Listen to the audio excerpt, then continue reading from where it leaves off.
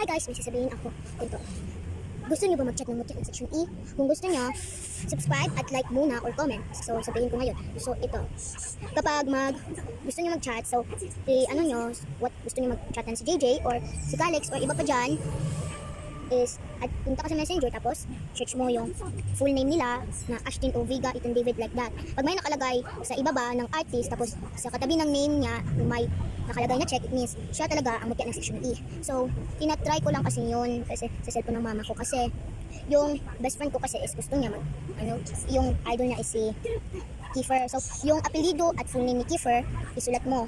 Ano ka lang ng kung walang nakalagay ng artist o check sa tabi ng name niya, it means hindi siya artist. Pero kapag meron nakalagay sa ibaba ng name niya na artist o at saka pag may nakalagay na check sa taas ng name niya, it means siya talaga yung artist. So, yun lang. Bye-bye. Thank you for watching.